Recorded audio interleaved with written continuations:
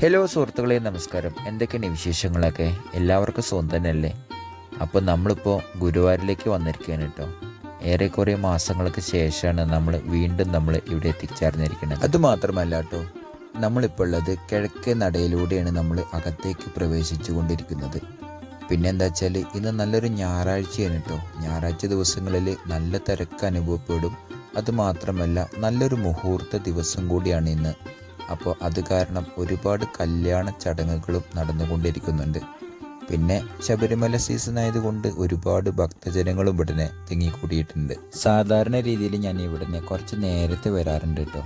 എന്താ വെച്ചാൽ നേരത്തെ നമ്മളിവിടെ രാവിലെ എത്തുകയാണെന്നുണ്ടെങ്കിൽ നമുക്ക് പെട്ടെന്ന് ദർശനമെല്ലാം ലഭിച്ചിട്ട് തിരിച്ച് വീട്ടിലേക്ക് മടങ്ങാം. അതുമാത്രമല്ല ഒരുപാട് ദൂര സ്ഥലങ്ങളിൽ നിന്നെല്ലാം ഭക്തജനങ്ങൾ ദർശനം ലഭിക്കാൻ വേണ്ടിയിട്ട് ഇവിടെ എത്തിച്ചേരുന്നുണ്ട്. ദൂര സ്ഥലങ്ങളിൽ നിന്നും വരുന്ന ഭക്തജനങ്ങൾ തലേനാൾ വരികയാണെന്നുണ്ടെങ്കിൽ ഈവനിങ് ഏകദേശം ഒരു 5 മണിക്കൊക്കെ ഇവിടെ എത്തുകയാണെന്നുണ്ടെങ്കിൽ നമുക്ക് വൈകുന്നേരത്തെ ദീപാരാധനയും കാര്യങ്ങളും വിശേഷ പൂജകളെല്ലാം പങ്കെടുക്കാൻ സാധിക്കും.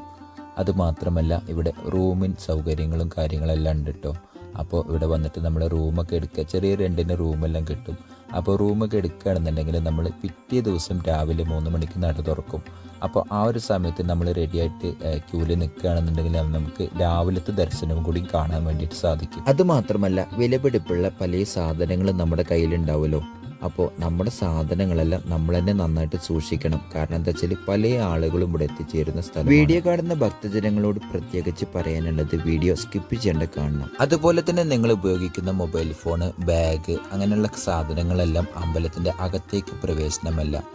അപ്പോൾ അമ്പലത്തിൻ്റെ ഫ്രണ്ട് ഭാഗത്തിന് ലെഫ്റ്റ് സൈഡിൽ അതിൻ്റേതായ കൗണ്ടറുകളുണ്ട്. ചെരുപ്പെല്ലാം സൂക്ഷിക്കുന്ന കൗണ്ടറുകളുണ്ട്.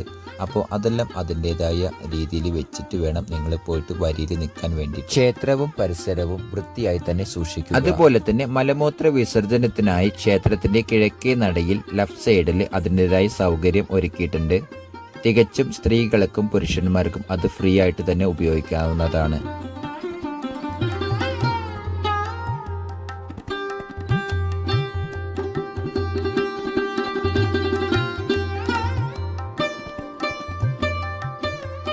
അങ്ങനെ നമ്മുടെ വീഡിയോ ഇവിടെ അവസാനിപ്പിക്കാൻ വേണ്ടിയിട്ട് പോവാണ്. നമ്മളെ വീഡിയോ ഇഷ്ടപ്പെട്ടവർ ചാനലൊന്ന് സബ്സ്ക്രൈബ് ചെയ്യാനും അടുത്തുള്ള ബെൽ ബട്ടൺ ഒന്ന് ക്ലിക്ക് ചെയ്യാനും മറക്കരുത്. ഇനിയും ഇതുമാതിരിയുള്ള അടിപൊളി വീഡിയോസായിട്ട് ഇനിയും മുന്നോട്ടേക്ക് വരും. അടുത്ത നല്ലൊരു വീഡിയോ കാണുന്നവരേക്കും ഓക്കെ, ബൈ.